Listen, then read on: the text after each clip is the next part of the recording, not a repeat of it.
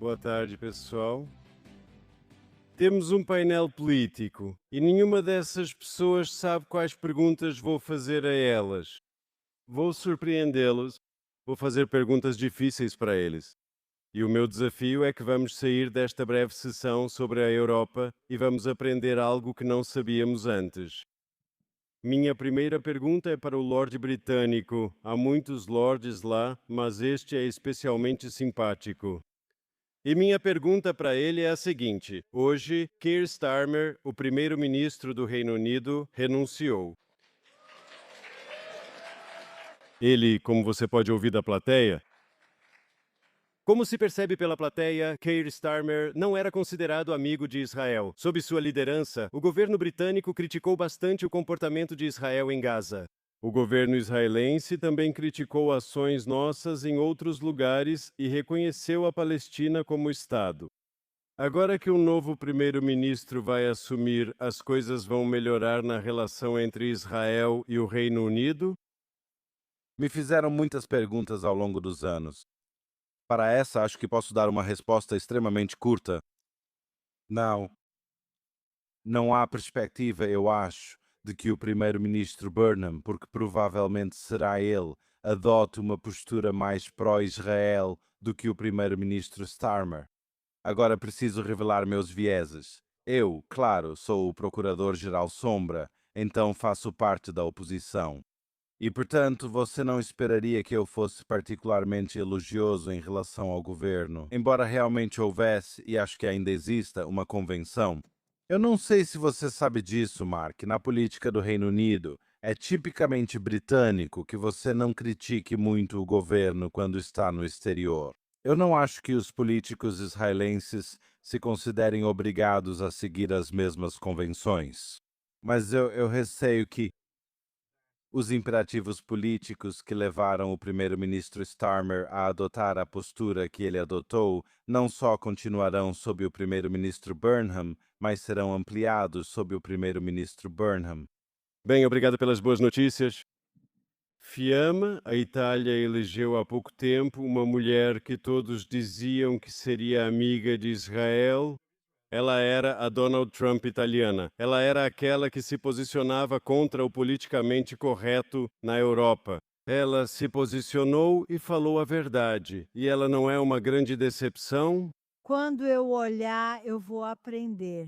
Meloni é uma mulher jovem e forte, com um passado complicado, porque na verdade ela realmente fez parte do movimento neofascista. Não é um mito, sabe? É verdade. Então ela precisa simplesmente superar essa parte do passado dela. Não sendo liberal, ainda sendo conservadora, mas estando em contato com o outro lado do espectro político de toda a Itália, que, como você sabe, é em grande parte de esquerda. Você sabe, a Itália é realmente dividida.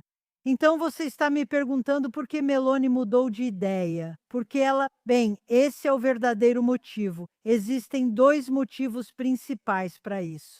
Um é porque ela perdeu o referendo. Ela perdeu o referendo para a esquerda. Isso foi há pouco tempo. Ela percebeu que precisa dar algo para a esquerda. De onde ela tira isso que vai dar para a esquerda? Bem, do lado do Oriente Médio é o mais fácil, sabe? É aquele em que você pode pegar algo e dar para todo mundo. Quem liga? Você fala algo ruim sobre direitos humanos, Israel, qualquer coisa, isso simplesmente vem para você. E pronto. Essa era a história. Esse é o primeiro ponto. Segundo ponto, Trump. Trump é a grande fixação dos europeus, sabe, hoje em dia. Então ela precisava estar alinhada com o principal sentimento da Europa em relação a Trump. Agora a situação ficou mais complicada. E é por isso que agora você vê a esquerda se manifestando contra Trump quando ele disse o que na verdade não precisava dizer. Foi realmente um erro ele ter dito que Meloni implorou por uma foto com ele. Foto de ocasião. Sim, para uma foto de ocasião.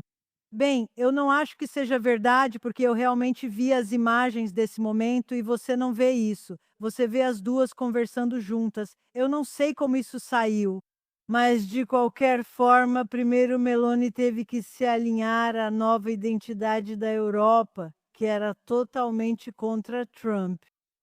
A nova identidade da Europa tem se posicionado há muitos meses contra Trump e essa unidade com Israel contra o Irã e na guerra. Guerra é uma palavra que a Europa nunca consegue dizer. Então, esse foi um dos jeitos que Meloni estava tentando encontrar para se aproximar da Europa.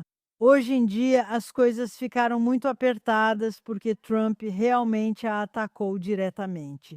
Então ela teve que reagir, porque precisa preservar a imagem de uma mulher forte, e eu acho que foi simplesmente isso que ela fez. E eu acho que hoje em dia ela se arrepende um pouco do que tem feito, porque realmente foi demais da forma como ela agiu.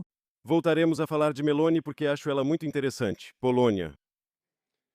A Polônia é um país com o qual a gente pensaria que Israel teria uma relação muito boa. Quando a centro-esquerda governa a Polônia, como agora, costuma seguir Bruxelas e a União Europeia, sendo muito crítica. Seu ministro das Relações Exteriores recentemente fez críticas duras a Israel, mas quando a direita está no poder na Polônia, nós brigamos e discutimos sobre a memória do Holocausto. Existe esperança de um relacionamento melhor com a Polônia? As perguntas não foram discutidas antes, isso é certo. Um, um, É uma pergunta inesperada, realmente não esperava falar sobre isso. Não é um assunto com o qual eu tenha muita familiaridade. O alinhamento que estamos vendo em geral na política de esquerda é algo que parece ser semelhante em todo o continente. E é uma situação em que os progressistas se aliam a forças islamistas pelo simples motivo de conquistar e garantir o voto sectário. Então esse é um padrão muito claro que está se repetindo várias e várias vezes. Estamos vendo isso no Reino Unido com, ironicamente, o Partido Verde liderado por um judeu, o Sr. Zach Polanski, ironicamente está aliado com Moth e Ali e outros radicais. Estamos vendo isso com Jean-Luc Mélenchon e o La France Insoumise e a aliança dele com Bali Bagayaku e toda uma série de outros, Rima Hassan, claro, a deputada palestina do Parlamento Europeu. Vemos isso na Espanha com os socialistas se alinhando com forças islamistas radicais.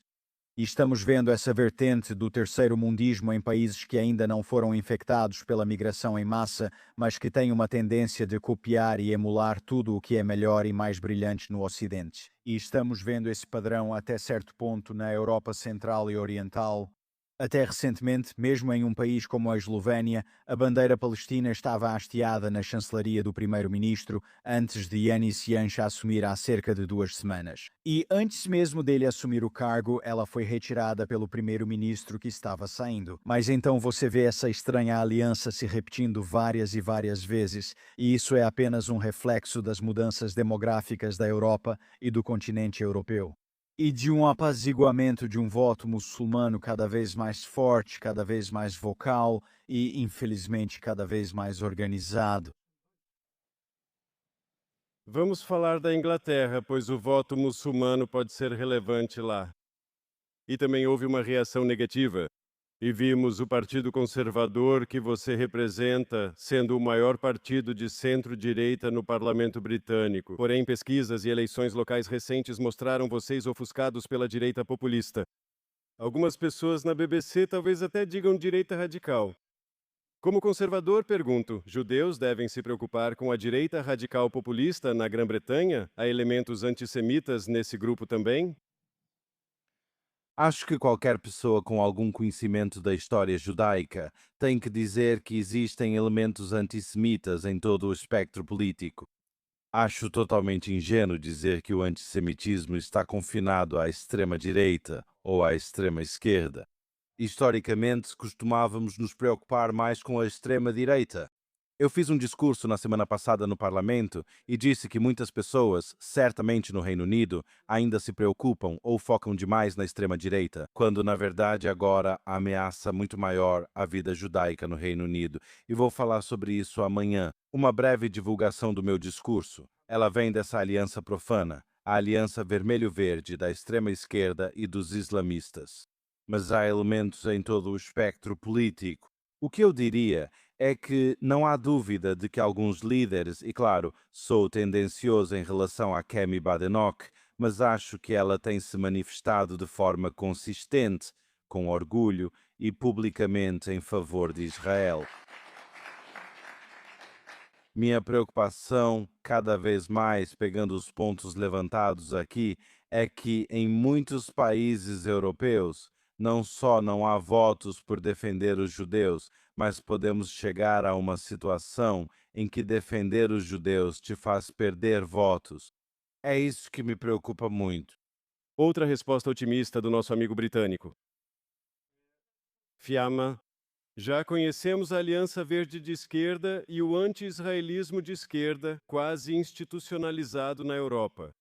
Mas sejamos francos, se Meloni não é pró-Israel, Israel, será que também perdemos o centro-direita europeu?